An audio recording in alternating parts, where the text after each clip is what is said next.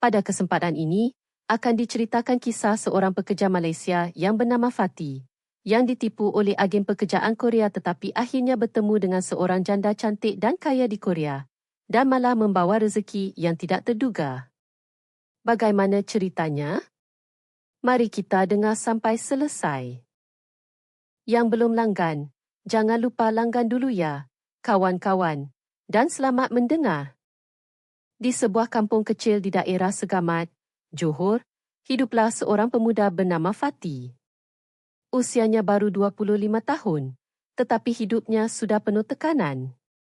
Sejak ayahnya meninggal 5 tahun lalu karena kemalangan kerja, Fatty menjadi tulang belakang keluarga. Dia tinggal bersama ibunya, Puan Latifah, dan adik perempuannya, Rina, yang masih bersekolah menengah. Setiap hari Fatty bekerja sambilan, kadang ikut tukang binaan, kadang bantu angkut hasil kebun jiran. Pendapatannya tidak tentu.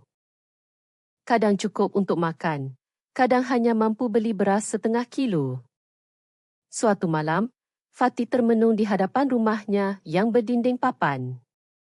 Dia menatap langit gelap, hanya diterangi oleh satu-satunya lampu jalan yang malap. Ibu dah tidur ke, Rin? Tanya Fatty saat melihat Rina keluar membawa 2 gelas teh panas. Belum, Abang. Ibu tengah setrika baju sekolah saya untuk esok, jawab Rina sambil duduk di sebelahnya. Abang fikir apa? Fatty tersenyum tipis. Abang nak kerja di luar negara, Rin. Rina menatap abangnya dengan mata membesar. Betul ke, Abang? Memang boleh ke? Fatty mengangguk perlahan. Tadi siang abang jumpa Pak Ali. Dia kata ada kerja kosong ke Korea. Gaji besar, katanya boleh cecah sampai RM30,000 sebulan. Mata Rina bersinar. Masya Allah. Betul ke, Abang? Kalau abang kerja sana, saya boleh sambung sekolah sampai tingkatan 6, ya? Fatty mengusap kepala adiknya. Itu niat abang. Biar kamu tak macam abang yang cuma lepasan SPM dan kena kerja sambilan. Tidak lama kemudian, Puan Latifah keluar dari rumah. Wajahnya tampak cemas. Masalah Korea tu kamu cakap lagi ke, Ti? Ya, Bu, jawab Fatty jujur. Abang nak cuba daftar. Kata Pak Ali, prosesnya cepat, cuma bayar RM5,000 untuk yuran awal. Duit dari mana? Nak? Ibu jual nasi lemak pun cukup-cukup makan je, sahut Puan Latifah. Suaranya serak. Abang boleh pinjam dulu, Bu? Nanti abang bayar balik bila dah kerja sana. Puan Latifah duduk di kerusi rotan, menatap anak sulungnya dalam-dalam. Ibu cuma takut kamu tertipu. Sekarang banyak agen tipu. Janji macam-macam. Anak orang pula diseksa di negeri orang. Fatty menarik nafas panjang. Abang pun takut, Bu. Tapi abang penat hidup macam ni. Setiap hari fikir duit makan, duit sekolah Rina, bayar hutang kedai runcit. Abang cuma nak kita hidup lebih senang, Bu. Terdengar suara cengkerik malam bersahutan seolah ikut menyaksikan perbualan keluarga kecil itu. Puan Latifah terdiam. Air matanya menitis perlahan. Dia tahu Fatty anak yang baik dan bertanggungjawab. Tapi dunia luar terlalu kejam. Lebih-lebih lagi Korea, negara yang hanya dia tahu dari TV dan cerita jiran. Kalau itu memang keputusan kamu, Ibu cuma boleh mendoakan. Tapi janji ya, jangan sampai hilang kabar. Jangan jadi orang yang lupa keluarga, ucap Puan Latifah perlahan. Abang janji, Bu, jawab Fatty sambil menggenggam tangan ibunya. Keesokan harinya, Fatty menemui Pak Ali, seorang lelaki pertengahan umur yang mengaku sebagai perantara rasmi agen pekerja ke Korea. Pak Ali menunjukkan risalah, surat izin dan gambar-gambar orang yang katanya sudah sukses bekerja di sana. Kerjanya ringan, T. Di kilang elektronik. Ada tempat tinggal, makan ditanggung. Gaji minimum RM5,000. Kamu cuma bayar yuran awal. Nanti bakinya boleh bayar ansuran dari gaji. Kerja legal ke, Pak? Tanya Fatih ragu. Legal lah. Saya ni agen rasmi. Dah hantar banyak anak kampung sebelah pun. Kamu cuma sediakan fotostat IC, sijil sekolah, gambar pasport dan duit pendaftaran, jawab Pak Ali mantap. Fatih pulang dengan kepala penuh harapan. Dia nekan meminjam wang dari koperasi desa dengan jaminan motosikal lama peninggalan arwah ayahnya. Dalam seminggu, semua persyaratan ia penuhi. Saat hari keberangkatan tiba, Puan Latifah mengemasi barang-barang Fatih dengan tangan bergetar. Ini baju batikmu, Abang. Biar kamu tak lupa tanah kelahiran, ucap Puan Latifah sambil menyelipkan kain ke koper usang.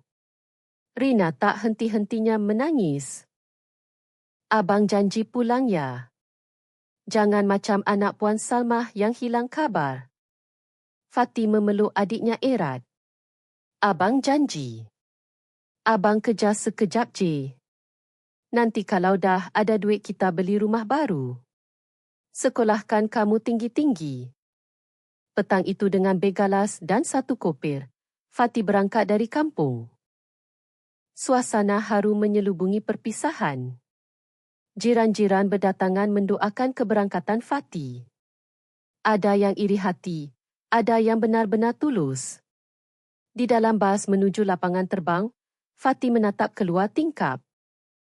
Hatinya bercampur aduk antara semangat, takut dan rindu yang bahkan belum pergi tapi sudah terasa. Ya Allah, gumam Fatih dalam hati. Kalau ini jalan hidupku, tolong lindungi aku. Jangan biarkan aku gagal. Aku hanya ingin membuat ibu dan Rina bahagia. Fatih menatap skrin kapal terbang yang menampilkan lokasi penerbangan. Hatinya berdebar. Ini pertama kalinya dia naik kapal terbang dan terus keluar negara. Tangannya terus menggenggam tiket dan pasport yang diberi oleh Pak Ali sehari sebelum keberangkatan. Pesawat mendarat di lapangan terbang antarabangsa Incheon saat pagi masih gelap. Udara dingin menampar kulitnya. Fatih menggigil, hanya memakai jaket tipis pemberian jiran. Dia melihat sekeliling. Orang-orang asing berjalan cepat. Tak satu pun ia kenal. Tak ada yang menjemput sambil membawa papan bertuliskan namanya seperti yang dijanjikan. Fatih berdiri di sudut ketibaan, memeluk kopir. Dia mencuba menghubungi nombor Korea yang diberikan oleh Pak Ali. Hello, saya Fatih. Saya dah sampai di lapangan terbang. Suaranya perlahan. Suara di hujung telefon terdengar kasar. Tunggu di luar. Ada Zen putih datang. Jangan banyak tanya. Klik. Telefon ditutup. Fatih makin cemas tapi dia menurut. Dia keluar lapangan terbang, menunggu di dekat pintu sesuai petunjuk. Beberapa minit kemudian sebuah Zen putih berhenti di depannya. Kaca dibuka sedikit. Kamu Fatih? Tanya lelaki Korea bermuka dingin. Ya, saya Fatih, jawabnya. Naik. Fatih menaiki Zen tanpa bertanya lebih lanjut. Di dalamnya ada 3 lelaki Malaysia lain. Mereka hanya saling pandang dan mengangguk. Tak ada yang bicara. Perjalanan memakan waktu hampir 2 jam. Fatih tak tahu dibawa ke mana. Saat kereta berhenti, dia melihat bangunan tua seperti gudang yang disulap jadi tempat tinggal. Bau lembab menusuk hidung. Turun. Ini tempat kalian, kata lelaki Korea itu ketus. Fatih masuk ke dalam bangunan. Di sana ada belasan orang pekerja lain. Semuanya lelaki. Tidur berdesakan di tilam tipis tanpa katil. Beberapa bahkan hanya pakai selimut sebagai alas. Seorang lelaki berusia sekitar 30 menyambutnya. Nama kamu siapa? Fatih jawabnya perlahan. Saya Izzat. Di sini kamu kerja mulai esok. Bangun jam 5 pagi. Siapkan badan untuk kerja kasar. Gaji dibayar akhir bulan, tapi potong makan, tempat tinggal dan pengangkutan. Fatih terdiam. Ini jauh dari janji Pak Ali. Ini bukan kilang elektronik, tanyanya ragu. Izzat tertawa pahit. Halah, kamu pun mangsa juga ke? Sama macam kami. Katanya kerja legal. Padahal kita semua ilegal di sini. Kalau ketahuan imigresen boleh dideportasi atau dipenjara. Fatih merasa lututnya lemah. Dia duduk di sudut ruangan dan menunduk. Kepalanya pening. Dia ingin telefon ibunya, tapi takut membuatnya risau. Dia hanya mengirim pesan singkat. Dah sampai, Bu. Semua baik-baik saja.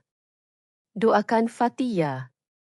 Malam itu Fatih hampir tak bisa tidur. Udara sangat dingin dan selimut tipis tak banyak membantu. Dia menangis dalam diam. Pagi harinya, Fatih dibangunkan oleh teriakan. Bangun cepat. Hari ini ke tempat pemotongan ikan.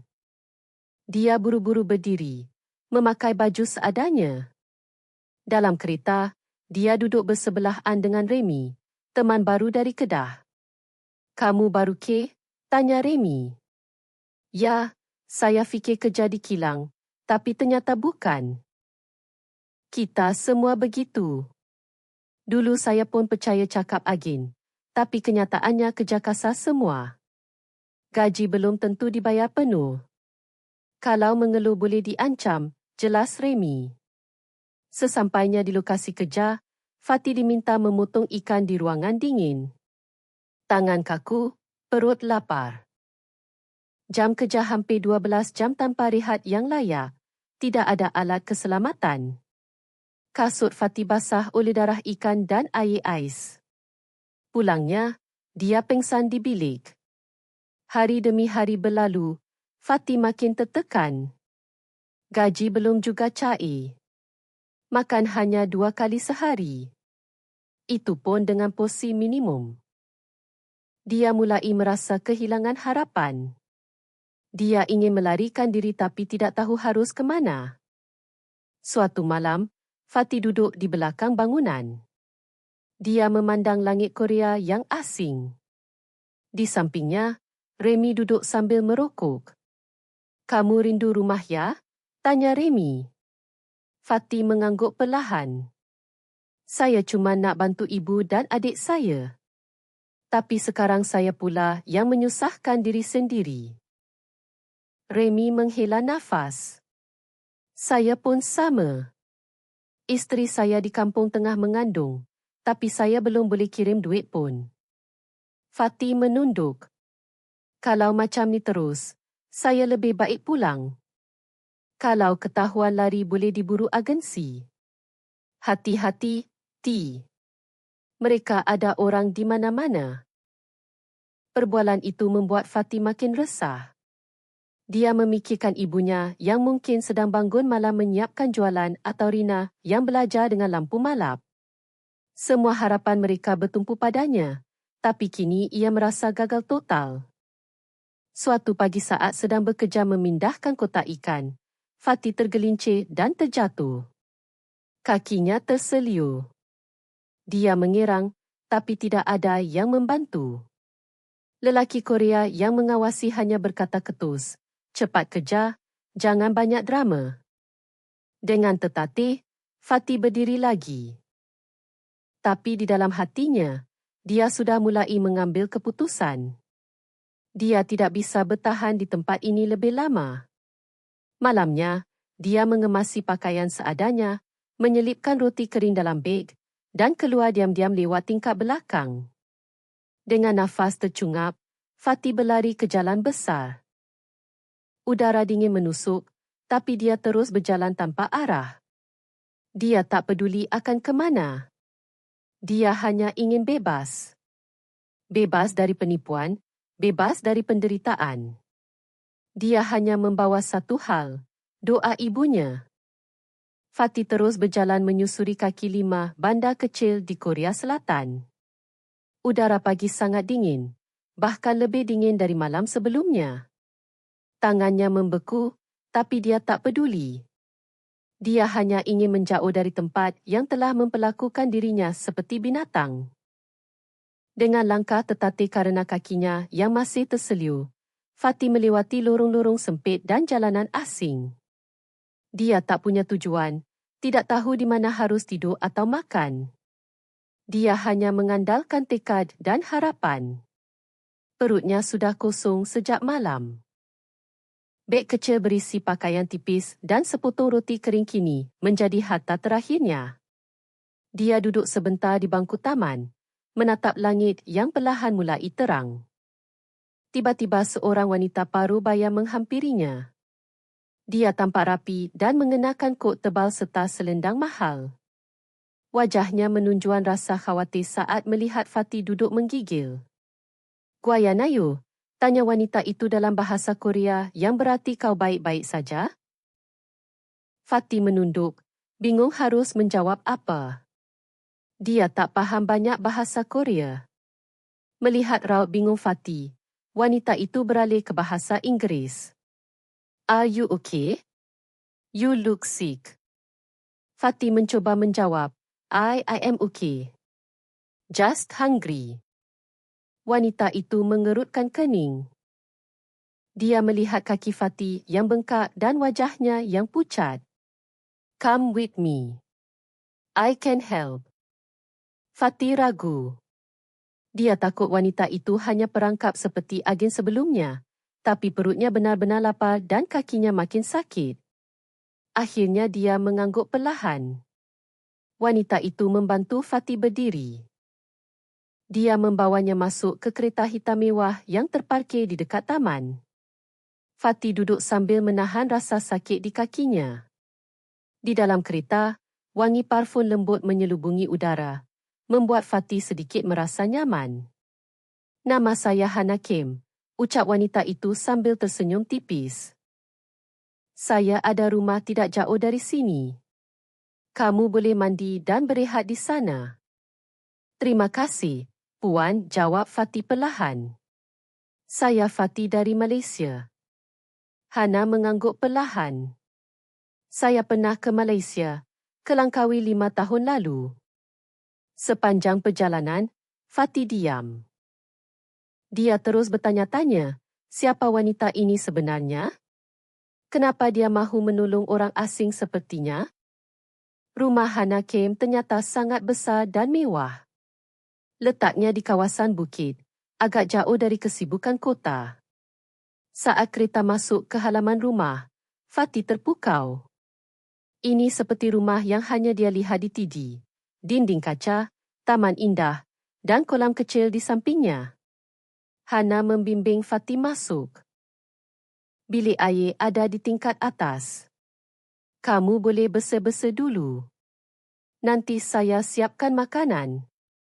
Fatty mengangguk. Dia naik perlahan ke tingkat 2 dan masuk ke bilik air yang luas.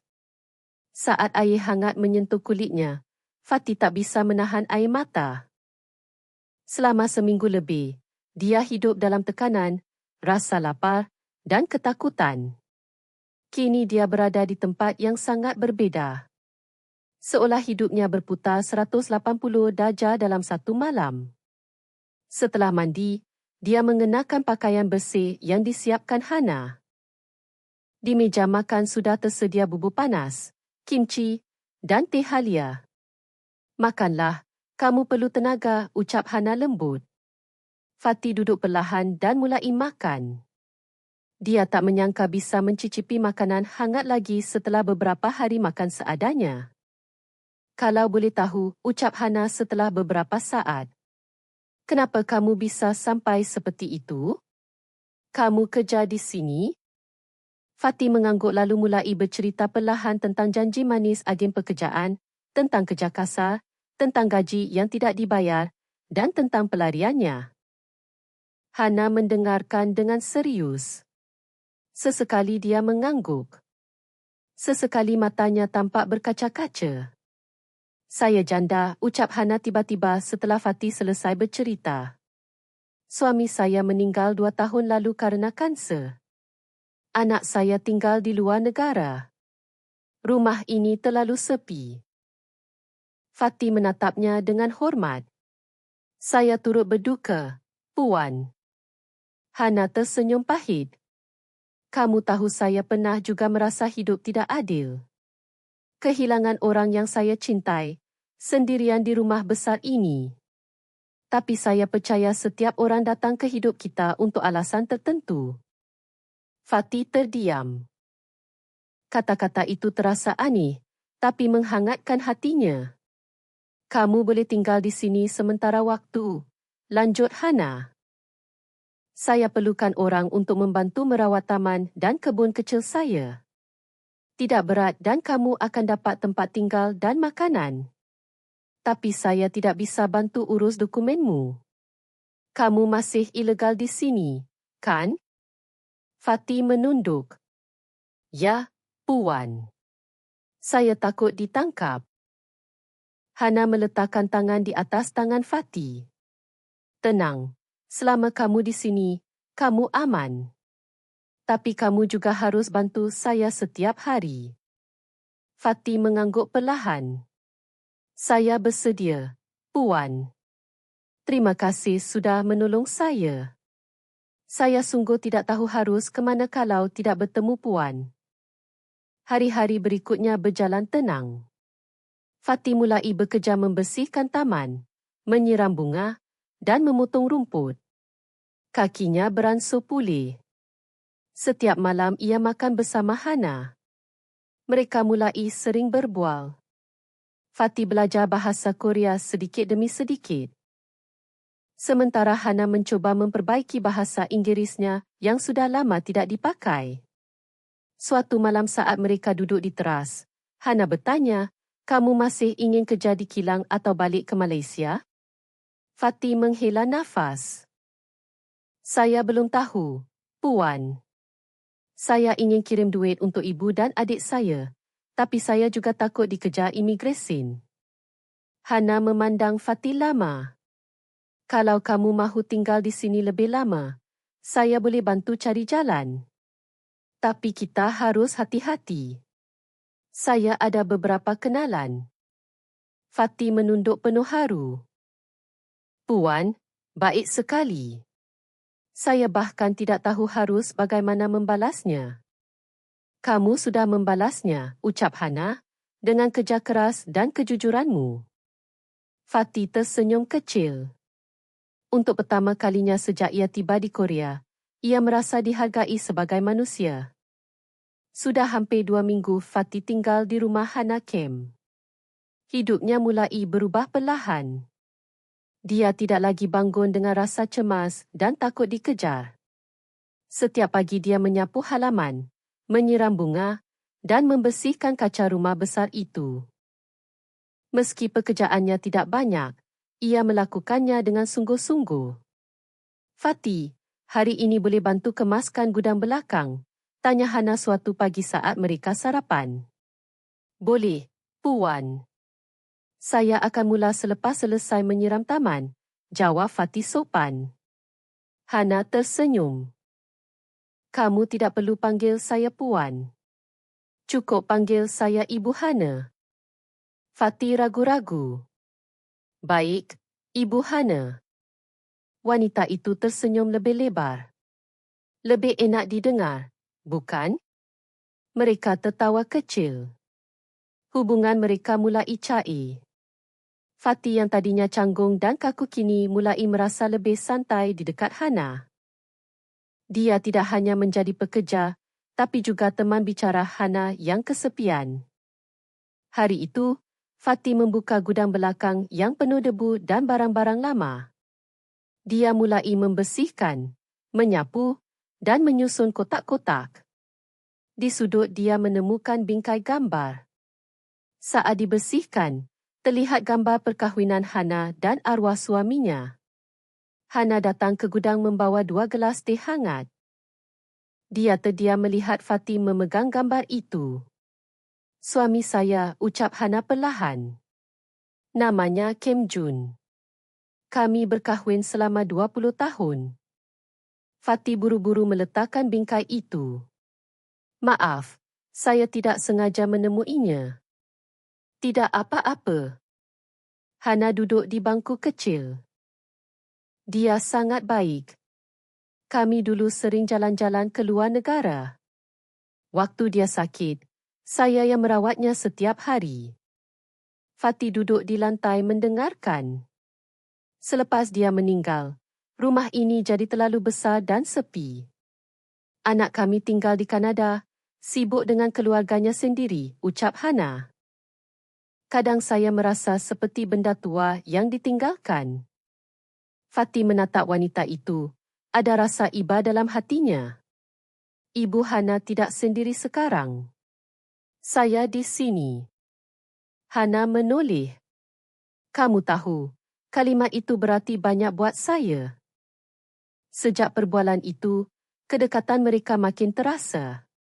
Setiap malam mereka makan bersama sambil berbual. Kadang mereka menonton TV bersama di ruang keluarga.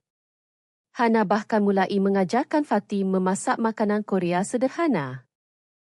Ini namanya bibimbap.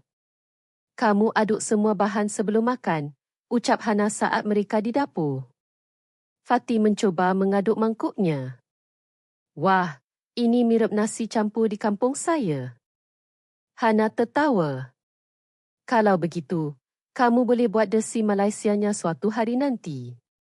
Mereka tertawa bersama. Suasana rumah yang dulu sunyi kini hangat kembali. Suatu petang, Hana mengajak Fatih berjalan-jalan ke pasar tradisional. Dia mengenakan cermin mata hitam dan topi lebar agar tak mudah dikenali. Fatih juga memakai pelitup muka untuk menyembunyikan identitasnya sebagai pekerja ilegal. Kalau ada polis, kita pura-pura tidak saling kenal ya, ucap Hana bercanda. Fatih tertawa gugup. Baik, Ibu Hana, tapi mudah-mudahan tidak ada. Di pasar, Fatih kagum dengan keramaian dan aneka makanan. Dia membantu Hana membawa barang belanjaan.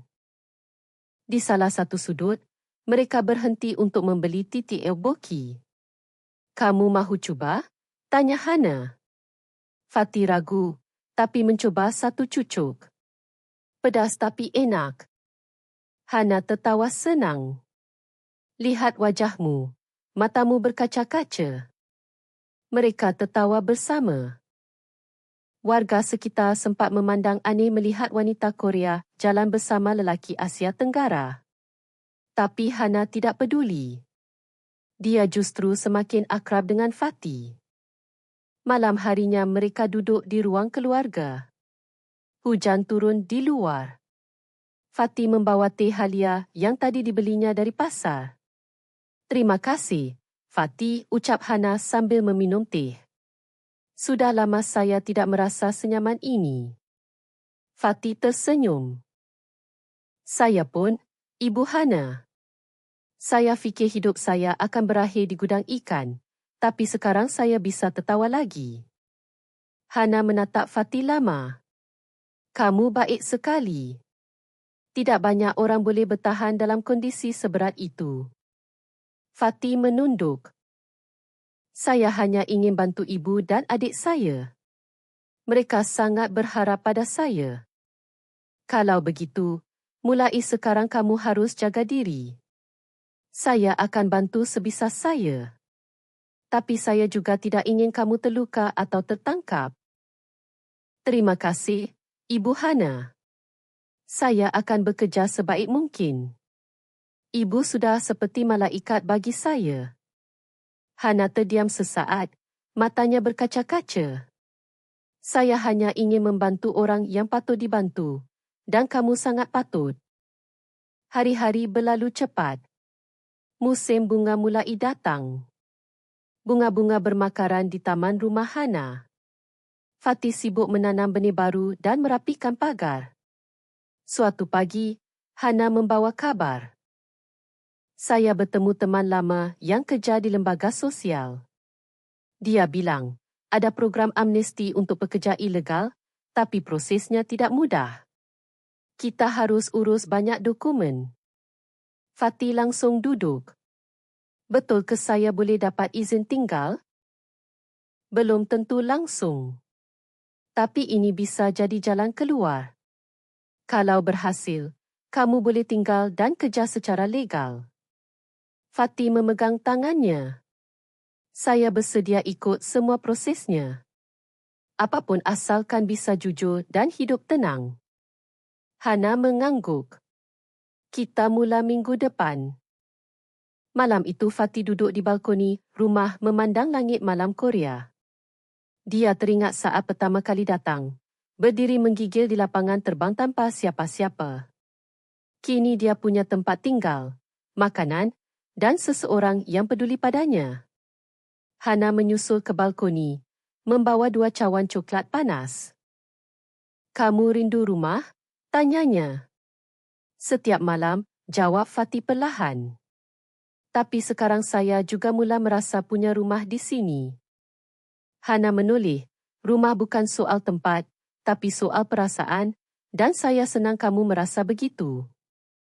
Fatty tersenyum lalu memandang wajah Hana. Wanita itu tidak hanya menyelamatkannya dari jalanan, tapi juga menyelamatkan harapan dan rasa percaya dirinya. Seiring waktu berlalu, kedekatan antara Fatty dan Hana makin terasa. Meski latar belakang mereka sangat berbeza, Fatty seorang pekerja ilegal asal Malaysia dan Hana seorang janda kaya asal Korea, mereka justru menemukan kenyamanan dalam kehadiran satu sama lain. Setiap pagi mereka sarapan bersama di beranda rumah menghadap taman yang mulai hijau kembali. Fatty biasanya bercerita tentang keluarganya di kampung, sedangkan Hana sesekali mengenang masa lalunya bersama arwah suami. Pagi itu, Fatty menaruh semangkuk sup rumput laut ke meja. Ibu Hana, saya cuba masak sendiri tadi pagi. Resepnya saya lihat dari YouTube, ucap Fatty dengan bangga. Hana tersenyum senang. Wah, bagus sekali. Kamu mula boleh masak makanan Korea ya? Fatty mengangguk. Saya ingin belajar semuanya biar boleh bantu lebih banyak. Mereka duduk dan mulai makan. Hana mencicipi satu sudu lalu tertawa perlahan. Jujur saja ya, agak keasinan. Tapi saya suka semangatmu. Fatty ikut tertawa. Saya akan cuba lagi esok. Mungkin saya terlalu banyak pakai kicap masin. Ya, tapi usaha kamu luar biasa. Hana menatap Fatty dalam. Kamu tidak seperti kebanyakan orang yang saya temui. Kamu sabar, jujur, dan tidak pernah mengeluh. Fatty terdiam sedikit salah tingkah. Saya cuma berusaha bertahan hidup, Bu. Hana mengangguk. Tapi kamu membuat saya hidup kembali. Fatty menoleh terkejut. Maksud ibu, selepas suami saya meninggal, saya seperti tidak punya tujuan. Saya jalani hari demi hari hanya kerana kewajipan, bukan kerana keinginan. Tapi sejak kamu datang, rumah ini tidak lagi sunyi. Fatty tidak menjawab. Dia hanya menunduk dan tersenyum kecil. Hatinya terasa hangat, namun bingung. Perasaan asing mulai tumbuh. Apakah ini hanya rasa hormat atau ada sesuatu yang lebih? Beberapa hari kemudian, Hana mengajak Fatty ke rumah kaca di pinggir kota. Tempat itu dulu menjadi projek bersama mendiang suaminya, sebuah kebun orkid yang cantik dan tenang. Aku ingin kamu melihat ini, ucap Hana saat mereka sampai. Tempat ini sudah lama tak saya sentuh lagi, tapi saya ingin menghidupkannya kembali. Fatty berjalan menyusuri lorong kaca yang dipenuhi pasu-pasu kosong. Tempat ini indah sekali, Bu. Tapi sepi. Sama seperti hati saya dulu, Hana tersenyum tipis. Fatty menoleh. Saya boleh bantu rawat tempat ini kalau ibu mahu. Bukan hanya itu. Saya ingin kamu yang kelola semuanya. Kita buat jadi tempat wisata kecil atau taman bunga untuk masyarakat sekitar. Nama kamu akan saya cantumkan sebagai pengelola. Fatih kaget. Bu, saya tidak patut. Saya bahkan belum legal di sini. Kita sedang proses. Tidak. Saya percaya kamu. Kamu sudah jaga rumah saya. Kenapa tidak jaga mimpi saya juga? Fatih terdiam. Matanya mulai berkaca-kaca. Kenapa ibu begitu percaya sama saya? Hana menatapnya lama. Kerana saya tahu kamu tidak akan mengkhianati kepercayaan itu. Dan kerana saya mula peduli padamu lebih dari sekadar pekerja. Kata-kata itu membuat jantung Fatih berdetak lebih cepat. Dia ingin menjawab, tapi lidahnya kelu. Malam itu, Fatih tak bisa tidur. Dia duduk di balkoni bilik kecilnya, menatap langit malam Korea yang jernih. Perasaannya kacau. Dia memang merasa nyaman dengan Hana, tapi perbezaan usia, status, dan latar belakang membuat semuanya terasa mustahil. Fatih, suara Hana terdengar dari bawah. Fatih menoleh ke arah halaman. Hana berdiri di taman mengenakan jaket tebal. Kamu tidak tidur? Tanyanya. Fatih menggeling. Saya hanya banyak fikiran. Turunlah sebentar. Temani saya. Fatih menuruni tangga perlahan. Di bawah, Hana berdiri sambil membawa 2 cawan teh hangat. Terima kasih, ucap Fatih saat menerima cawan itu. Hana duduk di bangku taman. Saya tahu ini mungkin aneh. Saya tua, kamu muda. Tapi saya tidak peduli apa kata orang. Saya hanya ingin jujur. Fatih menatap wanita itu. Bingung. Maksud ibu, saya jatuh hati padamu, Fatih. Mungkin bukan cinta seperti anak remaja, tapi rasa tenang, aman dan dihargai. Perasaan yang sudah lama hilang dari hidup saya. Fatih menunduk. Saya bingung, Bu. Saya juga punya perasaan yang sama, tapi saya takut. Takut saya hanya tetamu sementara di hidup ibu. Kamu bukan tetamu, kamu cahaya yang masuk saat rumah saya gelap. Fatih memejamkan mata sejenak lalu berkata perlahan, kalau saya boleh, saya ingin tinggal di sini. Jaga rumah ini. Jaga ibu. Hana mengusap tangan Fatih perlahan. Kita tidak perlu tergesa-gesa. Tapi saya ingin kamu tahu, kamu bukan lagi sekadar pekerja di mata saya. Sejak malam itu, hubungan mereka berubah. Tak lagi ada sekat yang sama. Meskipun mereka tetap menjaga jarak, tapi setiap tatapan, setiap sentuhan terasa lebih hangat dan bermakna. Fatih bekerja dengan semangat baru. Dia mulai menata ulang rumah kaca, menanam benih orkid baru, dan membersihkan kaca yang berdebu. Hana membantunya memilih bunga, membeli baja, bahkan ikut menyapu tanah. Suatu hari saat mereka sedang menyiram tanaman, Hana berkata, kamu tahu orang-orang mungkin akan memandang hubungan kita aneh, tapi saya tidak peduli. Fatih menoleh, menatapnya lekat-lekat. Saya juga tidak peduli. Yang saya tahu, saya ingin melihat ibu tersenyum setiap hari. Hana tertawa kecil. Berarti kita sama-sama gila. Gila kerana saling peduli, jawab Fatih sambil tersenyum. Namun di balik kebahagiaan itu, Fatih tahu ia masih berstatus ilegal. Jika sewaktu-waktu imigresen datang, semuanya bisa hancur. Dia bertekad menyelesaikan proses legalisasi yang sedang Hana bantu urus. Dia juga mulai belajar bahasa Korea lebih serius agar suatu hari bisa benar-benar menjadi bagian dari negeri ini dan dari hidup Hana. Kebahagiaan yang Fatih dan Hana rasakan seolah menjadi angin segar di tengah kehidupan yang sebelumnya penuh luka dan sepi. Namun, seperti hidup yang tidak pernah sepenuhnya tenang, awan gelap mulai menggantung di atas kepala mereka. Semua bermula dari telefon yang masuk ke telefon rumah Hana. Fatih sedang memangkas semak-semak di taman saat Hana memanggilnya dengan wajah panik. Fatih, telefon dari pihak imigresen. Mereka akan melakukan pengecekan rumah-rumah warga yang diduga mempekerjakan pekerja ilegal. Fatih sontak berhenti bekerja. Wajahnya langsung pucat. Bagaimana bisa? Bukankah kita sedang proses legalisasi? Ya, tapi proses itu belum selesai dan kamu masih dianggap ilegal sampai dokumen rasminya keluar, ujar Hana cepat. Mereka bilang akan datang dalam 3 hari ke depan. Ini razia mendadak. Fatih duduk di bangku taman. Nafasnya berat. Kalau saya ketahuan, saya bisa langsung dideportasi. Hana menatapnya dengan mata berkaca-kaca. Saya tidak akan biarkan itu terjadi. Kita akan fikirkan sesuatu. Malam itu, suasana rumah terasa lebih tegang dari biasanya.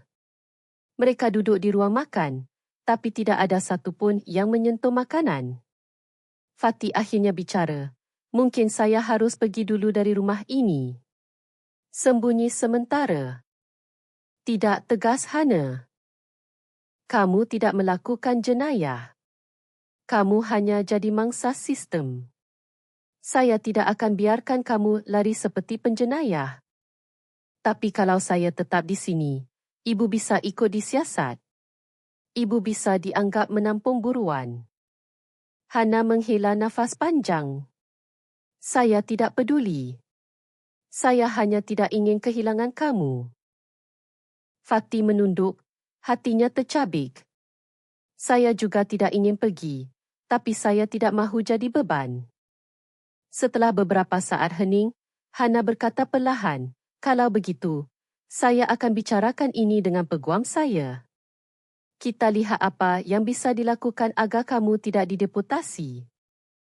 Keesokan harinya, Hana pergi ke pejabat peguam. Fatih tinggal di rumah dan mencuba tetap tenang. Meskipun fikirannya kalut, dia bahkan sempat berfikir untuk kembali ke kehidupan sebelumnya. Bersembunyi, bekerja kasar, hidup dalam bayang-bayang. Tapi setelah merasakan cinta dan ketenangan, rasanya terlalu berat untuk kembali ke titik nol. Menjelang petang, Hana pulang dengan wajah letih. Bagaimana, Bu? Tanya Fatih cemas. Peguam bilang ada 2 pilihan. Pertama, kamu menyerahkan diri dan ikut program pemulangan sukarela.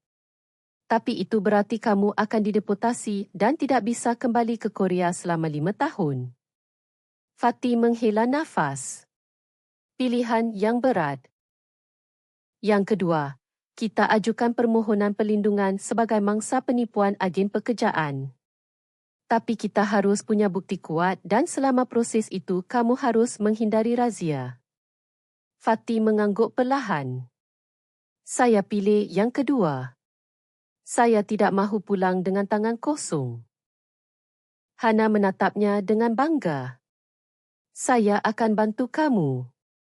Apapun risikonya. Selama hari ke depan Fatih benar-benar berhati-hati. Dia tidak keluar rumah bahkan tidak menampakkan diri ke halaman. Semua pekerjaan rumah dia kerjakan dari dalam. Hana yang mengurus belanja dan urusan luar rumah. Namun di hari ketiga saat pagi baru menyingsing terdengar loceng pintu rumah berbunyi keras. Ding dong, ding dong. Hana langsung melihat dari tingkap dan wajahnya pucat. Itu mereka, petugas imigresen. Fatih panik. Saya harus pergi. Di mana saya bisa sembunyi? Hana menarik tangan Fatih. Ikut saya. Mereka berlari ke ruang belakang lalu masuk ke lorong kecil yang mengarah ke gudang bawah tanah. Hana membuka pintu rahsia di balik almari besar. Sesuatu yang bahkan Fatih tidak tahu sebelumnya. Di sini kamu sembunyi. Jangan keluar sampai saya panggil, ujar Hana cepat. Fatih masuk ruangan gelap dan sempit itu. Pintu ditutup perlahan. Dia duduk di lantai dingin, menahan nafas saat mendengar suara pintu utama dibuka. Di atas, 2 petugas imigresen masuk bersama seorang staf kerajaan. Hana menyambut mereka dengan senyum tegang. Apa yang bisa saya bantu? Tanya Hana sopan. Kami mendapat laporan bahawa anda mempekerjakan seorang warga asing tanpa dokumen rasmi, ucap petugas itu. Laporan itu tidak benar, jawab Hana tegas. Saya tinggal sendiri di rumah ini. Mahu kami memeriksa seluruh rumah? Hana mengangguk. Silakan. Mereka mulai memeriksa ruangan demi ruangan, dapur, bilik, gudang, bahkan taman belakang. Fatih mendengar langkah kaki mereka dari bawah dan detak jantungnya berpacu kencang. Dia menggenggam kalung kecil milik ibunya yang selalu dia bawa. Berharap ini bukan hari terakhirnya di Korea. Setelah hampir 1 jam, para petugas kembali ke ruang depan. Semuanya bersih, Puan Hana, tapi kalau ada perkembangan, kami akan kembali, ucap salah satu dari mereka. Saya faham, jawab Hana dengan tenang. Setelah mereka pergi, Hana menutup pintu, memastikan semuanya aman, lalu segera membuka pintu rahsia ke ruang bawah. Fatih keluar, wajahnya pucat dan penuh peluh. Nyaris, ucapnya perlahan. Saya nyaris tertangkap. Hana memeluk Fatih erat. Kamu aman untuk sekarang. Malam itu mereka duduk berdampingan di sofa. Fatih menatap wajah Hana yang terlihat sangat letih. Kenapa ibu sampai segitunya bantu saya? Saya cuma orang asing di negeri ini. Hana menoleh. Kamu bukan orang asing di hati saya. Kamu orang pertama yang membuat saya hidup lagi selepas suami saya tiada. Kamu mengisi ruang kosong yang tak pernah bisa diisi sesiapa pun. Fatih terdiam lalu berkata perlahan, saya tidak akan sia-siakan kepercayaan ibu. Hana menggenggam tangan Fatih. Kita akan lalui semua ini bersama. Dan malam itu untuk pertama kalinya sejak datang ke Korea, Fatih merasa benar-benar punya tempat untuk kembali. Meski badai baru saja dimulai. Setelah lulus dari pemeriksaan imigresen, Fatih dan Hana mencuba kembali menjalani hari-hari seperti biasa. Namun, rasa was-was masih menyelubungi, terutama kerana proses legalisasi Fatih belum selesai.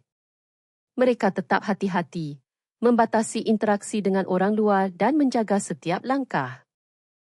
Sampai suatu pagi saat Hana sedang menyiram bunga di rumah kaca, sebuah kereta hitam berhenti di depan rumah. Seorang lelaki paruh baya turun dari kereta mengenakan kot kemas dan wajah penuh kecurigaan. Fatih yang sedang merapikan rak bunga di dalam rumah kaca segera menyadari kehadirannya. Ibu Hana, panggil Fatih. Ada tetamu datang. Hana menoleh lalu wajahnya berubah tegang. Itu abang ipar saya, saudara dari arwah suami. Lelaki itu berjalan masuk tanpa banyak basa-basi. Hana, katanya langsung. Saya dengar kabar tidak enak. Kamu menyembunyikan orang asing di rumah ini. Hana berdiri tegak.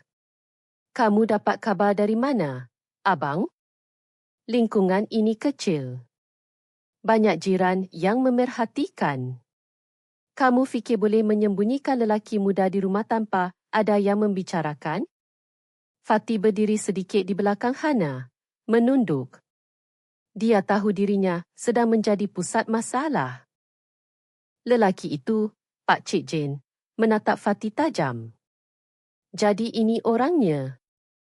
Hana melindungi Fatih. Dia pekerja saya. Dia membantu merawat rumah dan rumah kaca. Dan dia bukan penjenayah. Dia ilegal. Kalau imigresen tahu kamu menampung dia, kamu boleh kena masalah hukum. Hana, jangan main-main. Reputasi keluarga kita bisa hancur. Fatty menatap Hana dengan cemas. Bu, saya boleh pergi. Saya tidak ingin ibu disalahkan. Hana menatap Fatty sejenak lalu balik ke arah abang iparnya. Saya tidak peduli reputasi keluarga. Saya peduli pada apa yang saya rasa benar. Fatty ditipu oleh agen pekerjaan. Dia hanya ingin hidup layak. Apa itu salah? Pak Cik Jen mendengus. Jangan bilang kamu ada hubungan dengan dia. Hening. Lalu Hana berkata dengan tenang, kalau punya, itu urusan saya. Ucapan itu membuat Fatty semakin terkejut.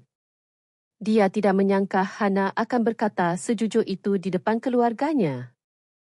Pak Cik Jen menggeling. Kecewa, kamu sudah gila. Suami kamu belum 2 tahun meninggal dan kamu jatuh cinta pada pekerja ilegal. Ini bukan drama, Hana. Ini dunia nyata. Justru kerana ini dunia nyata, saya tidak mahu pura-pura lagi. Pak Cik Jen meninggalkan rumah dengan wajah kesal.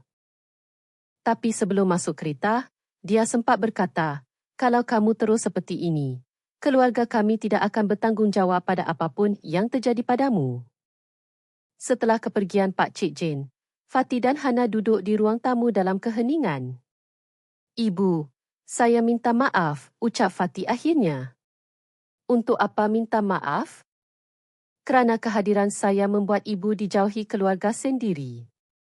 Hana menghela nafas menyesal. Sudah lama saya merasa sendirian. Bahkan ketika suami saya masih hidup. Dia orang baik, tapi kami tidak pernah benar-benar dekat. Dan kamu membuat saya merasa dihargai sebagai manusia. Fatty menatap Hana, matanya berkaca-kaca. Saya juga merasa begitu, tapi saya takut semua ini bisa hancur hanya kerana status saya. Tapi kita tidak akan menyerah. Peguam saya sedang mengumpulkan dokumen dan bukti termasuk rakaman kamu saat ditipu agen pekerjaan. Beberapa hari berlalu dan masalah baru kembali datang. Salah satu mantan karyawan rumah kaca yang diberhentikan kerana tidak jujur mengetahui keberadaan Fatty dan mengancam akan melapor ke imigresen jika tidak dibayar wang tutup mulut. Hana marah saat mendengar kabar itu. Orang itu memang tidak tahu diri. Kita tidak bisa terus-terusan sembunyi atau bayar orang untuk tutup mulut. Bu, ujar Fatty tenang. Lalu kamu mahu bagaimana? Saya fikir sudah waktunya kita terbuka. Kalau memang saya dianggap melanggar hukum, biar pengadilan yang putuskan, tapi saya tidak ingin ibu terus dalam tekanan. Hana menatap Fatty bangga tapi juga khawatir. Kamu terlalu baik, Fatty. Dunia ini tidak selalu ada pada orang baik. Tapi saya ingin mencuba hidup jujur. Akhirnya dengan bantuan peguam, Hana memutuskan untuk mengumumkan kasus Fatty ke publik lewat media lokal. Dia memberi pernyataan bahawa Fatty adalah mangsa penipuan agen pekerjaan dan sudah membantu banyak dalam membangun kembali rumah kaca peninggalan suaminya. Wawancara itu ditayangkan di stesen televisyen lokal. Dalam tayangan itu, Fatty berbicara dalam bahasa Korea yang masih terbata-bata tapi tulus. Saya tidak datang ke Korea untuk menipu. Saya datang untuk bekerja dan menghidupi keluarga. Tapi saya ditipu. Untung saya bertemu orang sebaik Ibu Hana. Kalau saya harus diadili, saya terima. Tapi saya berharap saya boleh diberi kesempatan hidup yang layak di sini. Respon masyarakat cukup mengejutkan. Banyak warga yang simpati pada kisah Fatty. Komen positif bermunculan. Beberapa bahkan datang ke rumah kaca untuk membeli bunga sebagai bentuk dukungan. Namun, tidak semua orang bersimpati. Beberapa pihak tetap melaporkan keberadaan Fatty ke pejabat imigresen. Surat panggilan rasmi pun tiba di rumah Hana. Fatty diminta hadir untuk pemeriksaan dan klarifikasi status. Hari itu pun tiba. Di pagi yang mendung, Fatty mengenakan kemeja putih dan seluar kain bersih. Hana mengantar sampai depan pejabat imigresen. Apapun yang terjadi di dalam, kamu tetap Fatty yang saya kenal, ucap Hana sambil menggenggam tangan Fatty erat. Saya akan baik-baik saja, jawab Fatty perlahan. Dia masuk ke dalam gedung dengan langkah berat, namun kepala tegak. Di dalam dia disambut oleh petugas yang sudah menonton wawancara televisyennya. Salah satu dari mereka berkata perlahan, kisahmu menyentuh banyak orang, Fatty. Tapi prosedur tetap harus dijalankan. Beberapa jam kemudian, Fatty keluar dari ruang pemeriksaan dengan wajah bercampur aduk. Hana segera menghampiri. Bagaimana hasilnya? Fatty menghela nafas. Mereka bilang, saya boleh lanjut tinggal selama proses hukum berjalan, tapi saya belum bebas. Saya harus datang ke pengadilan minggu depan. Hana mengangguk. Itu sudah lebih baik dari deputasi langsung. Kita akan terus berjuang. Fatty menggenggam tangan Hana lebih erat. Selama ibu di sisi saya tidak takut. Hari perbicaraan akhirnya tiba. Fatty bangun sejak subuh. Wajahnya pucat. Perutnya terasa kosong meskipun Hana sudah menyiapkan sarapan hangat. Di meja makan, suasana hening. Makan sedikit dulu, kata Hana lembut. Fatty menggeleng perlahan. Maaf, Bu, saya tidak boleh makan apa-apa.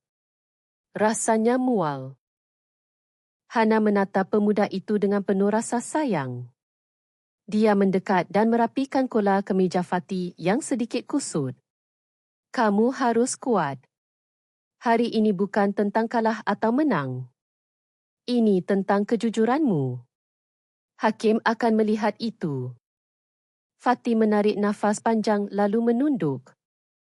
Saya tidak takut dihukum, Bu. Saya hanya takut ibu kecoa kalau hasilnya tidak sesuai harapan. Hana tersenyum perlahan. Apapun hasilnya, kamu tetap Fatty yang membuat saya bangga. Kita hadapi bersama ya. Fatty mengangguk perlahan. Pejabat pengadilan imigresen terletak di pusat kota. Gedungnya besar dan penuh lalu lalang orang dengan berbagai urusan imigresen. Di ruang tunggu, Fatty duduk bersama Hana dan peguam mereka, Tuan Kim, seorang lelaki parubaya yang sabar dan tenang. Kita sudah siapkan semua dokumen, kata Tuan Kim.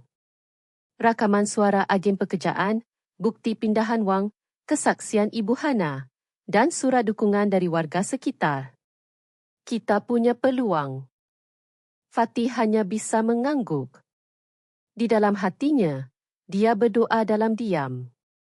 Tak lama, namanya dipanggil.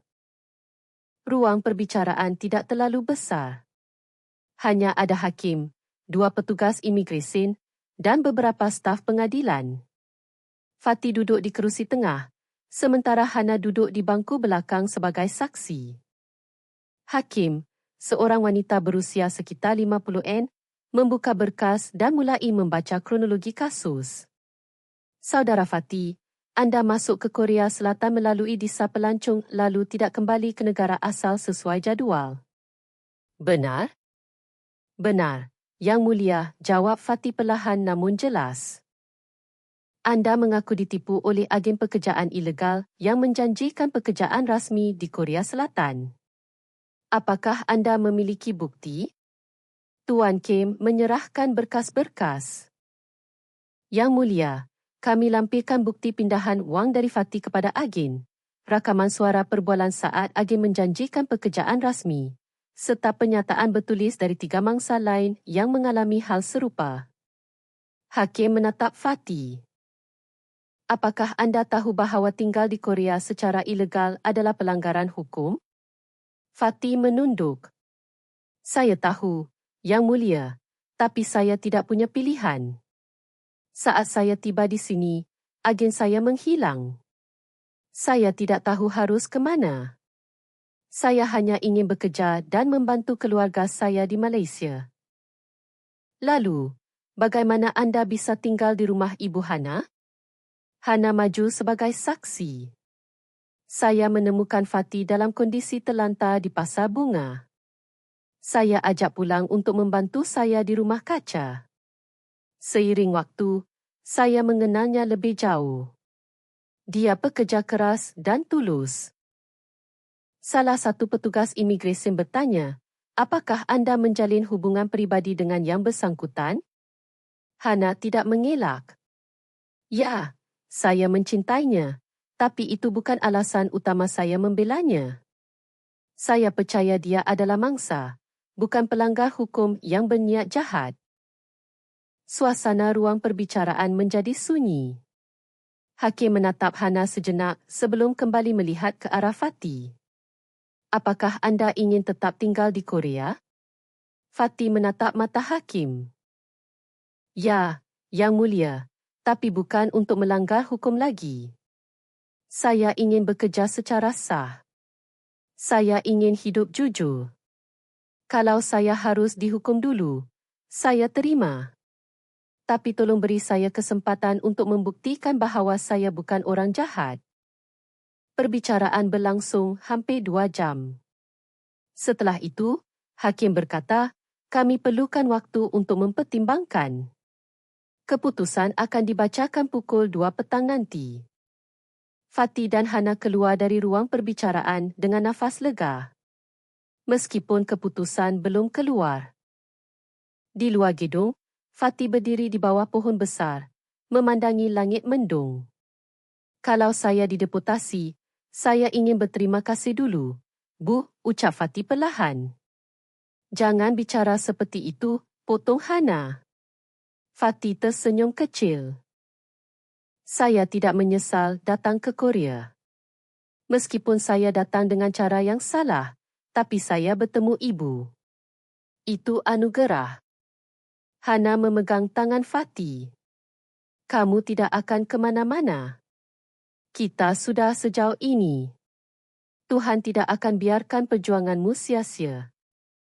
Waktu terasa berjalan lambat. Jarum jam akhirnya menunjuk pukul 2 petang.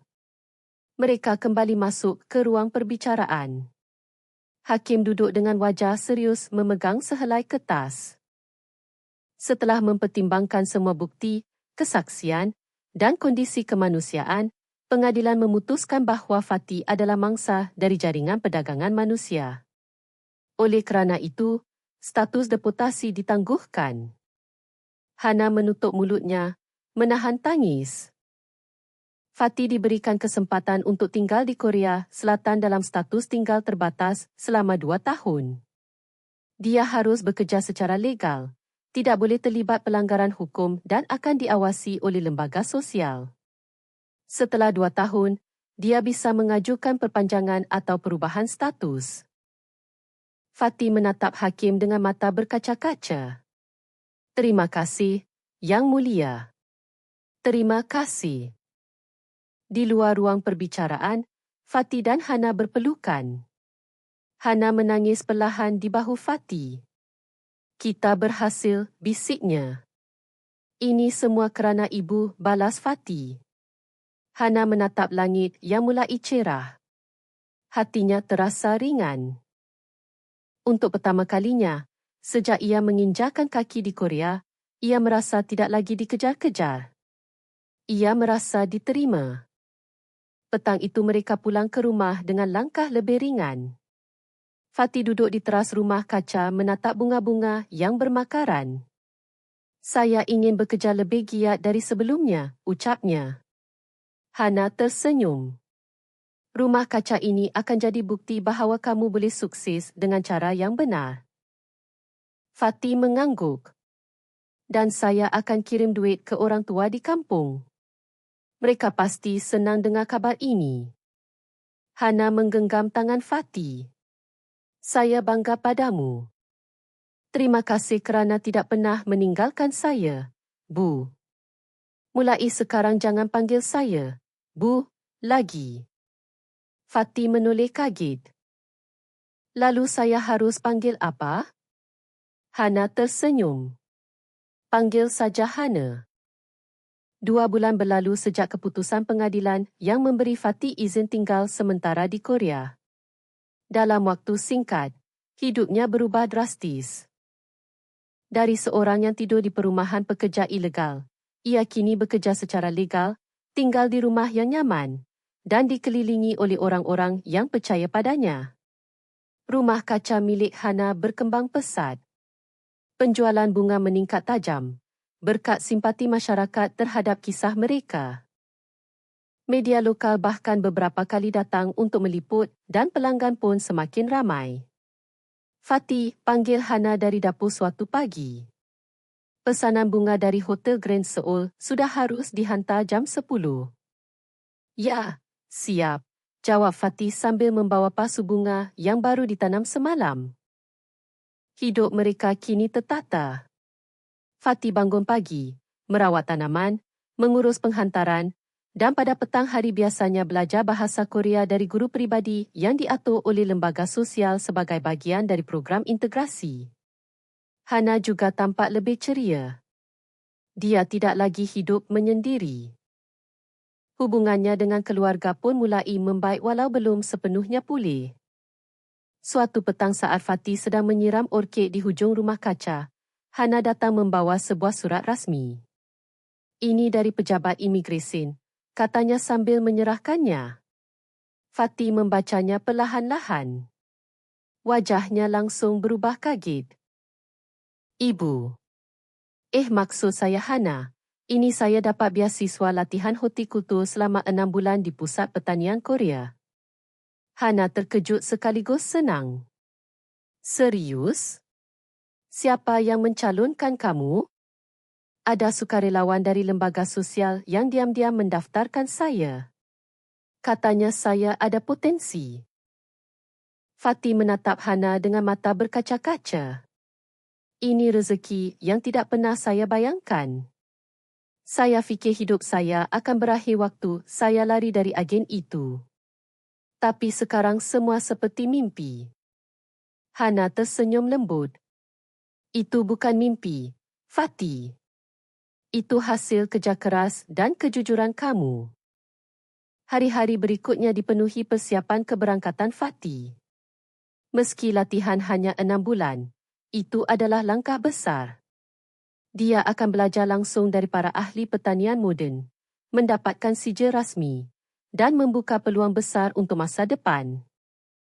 Satu malam sebelum berangkat, mereka duduk di teras rumah kaca ditemani secawan teh hangat. Hana, Fatty membuka perbualan, suaranya agak bergetar. Saya tidak tahu harus bilang apa. Rasanya belum cukup semua terima kasih yang saya ucapkan. Tidak perlu terlalu banyak kata. Fatty, kamu sudah membalas semua itu dengan tindakan. Fatty menunduk lalu menatap Hana dalam-dalam. Kalau saya selesai latihan nanti, bolehkah saya kembali ke sini? Kembali ke rumah ini, ke sampingmu? Hana terdiam. Angin malam bertiup perlahan. Lalu ia menjawab, perlahan tapi pasti. Rumah ini akan selalu menunggumu. Waktu berlalu cepat. Fatty menjalani latihan dengan antus ais. Dia belajar sistem pengairan moden, pembajaan automatik hingga teknik pembenihan tingkat lanjut. Dia menjadi peserta paling aktif dan cepat menyerap ilmu. Pelatihnya, seorang profesor senior sempat berkata, Fatty, kamu ada tangan emas untuk tanaman. Selepas latihan ini, kamu boleh buka usaha sendiri atau bahkan jadi instruktur. Fatty hanya tersenyum. Dalam hatinya satu nama selalu terlintas, Hana. 6 bulan berlalu, Fatty kembali ke rumah kaca dengan membawa sijil kelulusan dan satu ide besar. Mengembangkan rumah kaca menjadi pusat pembenihan dan latihan bagi pemuda-pemuda Asia Tenggara yang ingin belajar pertanian moden. Saya ingin rumah kaca ini bukan hanya tempat jual bunga, jelas Fatty kepada Hana dengan penuh semangat, tapi tempat orang belajar, tempat harapan ditumbuhkan. Hana menatap Fatih dengan mata berkaca-kaca. Kamu tidak hanya membawa pulang ilmu, tapi juga impian. Tak lama setelah itu, rezeki kembali menghampiri. Sebuah syarikat besar bidang agrikultur dari Jepun mengunjungi rumah kaca. Mereka tertarik bekerjasama dengan Hana dan Fatih untuk mengembangkan sistem pertanian berbasis rumah kaca di desa-desa di Asia Tenggara. Kami mencari sosok seperti anda, Tuan Fatih, kata perwakilan syarikat itu. Punya pengalaman sebagai pekerja migran, tapi juga punya ilmu dan empati. Mahukah anda menjadi duta program kami? Fatih terdiam. Dia melirik Hana lalu menjawab, saya tidak boleh ambil keputusan sendiri, tapi kalau Hana mengizinkan, saya mahu. Hana menatap Fatih lama lalu berkata perlahan, kamu sudah bukan milik satu tempat lagi, Fatih. Dunia membutuhkanmu. Mereka akhirnya mendirikan yayasan kecil bernama Rumah Harapan Bunga yang fokus membantu mangsa penipuan tenaga kerja asing, terutama dari Asia Tenggara. Fatih menjadi mentor, sementara Hana menjadi pengurus utama dan penyedia tempat. Media kembali menyorot kisah mereka. Kali ini bukan sebagai mangsa, tapi sebagai inspirasi. Dulu saya hanya ingin bertahan hidup, ujar Fatih dalam sebuah wawancara. Tapi sekarang saya ingin membantu orang lain hidup dengan layak. Ketika ditanya tentang hubungannya dengan Hana, Fatih menjawab tenang. Dia bukan hanya penyelamat saya, dia bagian dari hidup saya. Cinta kami tidak bermula dari kemewahan, tapi dari luka. Dan dari luka skim kami membangun sesuatu yang indah. Suatu pagi yang cerah, Fatih memegang sebuah kotak kecil di tangannya. Dia gugup tapi mantap. Dia mendekati Hana yang sedang memeriksa pasu benih baru. Hana, iya. Aku ingin bertanya sesuatu. Hana menoleh. Apa itu? Fatih membuka kotak kecil itu. Di dalamnya ada cincin sederhana tapi elegan. Bolehkah aku bukan hanya tinggal di rumah ini, tapi juga hidup bersamamu selamanya? Hana menutup mulutnya terkejut lalu perlahan air mata menitis di pipinya. Fatih, kamu yakin? Sangat yakin. Hana mengangguk sambil tertawa kecil.